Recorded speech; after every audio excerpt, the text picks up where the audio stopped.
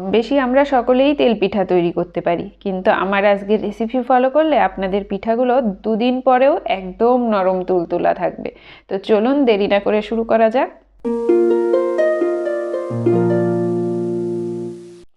আর দেখুন, আজ আমার মেয়ে কিন্তু আমার পাশেই বসে আছে। সে পিঠে তৈরি হবে বলে ভীষণ খুশি। আর আজ কিন্তু তার বায়নাতেই আমি পিঠাটা তৈরি করছি। তো পিঠার জন্য আমি নিয়ে নেব 1 বাটি আটা। আর যে বাটিতে আমি আটা নিয়েছি সেই বাটিরই 4 ভাগের 3 ভাগ আমি দিয়ে দিলাম চিনি। চিনিটা আপনারা আপনাদের স্বাদ অনুযায়ী কম বেশি করে নেবেন। আর দিলাম সামান্য একটু লবণ, আর দিলাম মৌরি। মৌরিটাকে আমি হালকা একটু থেতো করে নিয়েছি, তাহলে এর ফ্লেভারটা খুব সুন্দর আসবে। এবার ভালো করে মিশিয়ে নিলাম। মিশিয়ে নিয়ে আমি হালকা গরম দুধ দিয়ে এই আটাটাকে মেখে নেব। আপনারা চাইলে এখানে গরম দুধের বদলে হালকা গরম জল ব্যবহার করতে পারেন। আর হালকা গরম দুধ বা গরম জল দিয়ে যদি আপনারা এই আটাটা মাখেন, সেক্ষেত্রে কিন্তু পিঠাগুলো খুব নরম হবে। আর দুদিন পরেও দেখবেন পিঠাগুলো একদম নরমই থাকবে, একটুও শক্ত হয়ে যাবে না। তো অবশ্যই এর পরের বার যখন আপনারা পিঠা তৈরি করবেন, অবশ্যই হালকা গরম জল দিয়ে আটাটা মেখে দেখুন, খুব সুন্দর হবে। তো এইভাবে আমি অল্প অল্প দুধ দিয়ে এটাকে মেখে নিচ্ছি। একবারে বেশি দুধ দেব না, তাহলে কিন্তু ব্যাটারটা পাতলা হয়ে যেতে পারে। আর তেল পিঠার ব্যাটার তো পাতলা হয় না, সে তো আমরা সকলেই জানি, একটু ঘন ঘনই থাকবে। তাই অল্প অল্প করে দুধটা মেশাবো। এই দেখুন, ব্যাটারটা আমার প্রায় রেডি হয়ে গেছে। এবার ব্যাটারটাকে আমি কিন্তু খুব সুন্দরভাবে ফেটে নেব। এই দেখুন, এখানে আমি 3 টেবিল চামচ সুজি দিয়ে দিলাম। সুজিটা আমি প্রথমে দিতে ভুলে গেছিলাম, তাই আমি এখন দিয়ে দিলাম। তবে আপনারা অবশ্যই প্রথমেই দিয়ে দেবেন সুজিটা। সুজিটা দিলে কিন্তু এই পিঠাটা খেতে খুব সুন্দর মুচমুচা হবে। তো অবশ্যই সুজিটা দেওয়ার চেষ্টা করবেন।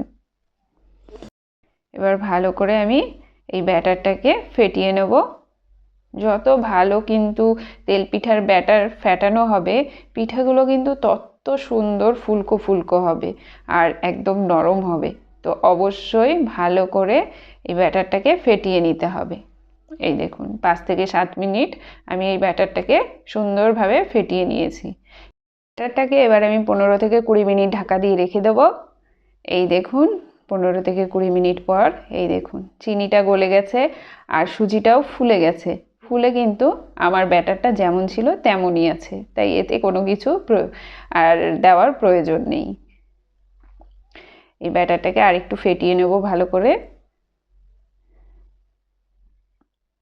তেল পিঠার জন্য এরকম ব্যাটারই প্রয়োজন।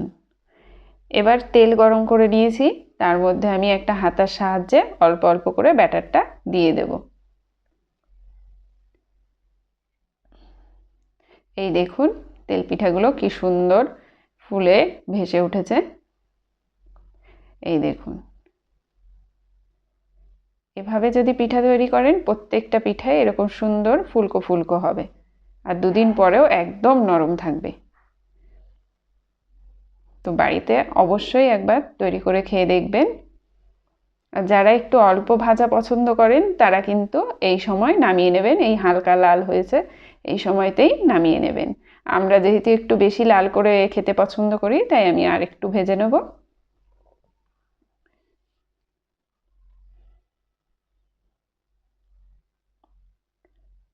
এই দেখুন, এরকম লাল লাল করে আমি পিঠাগুলো ভেজে নামিয়ে নেব।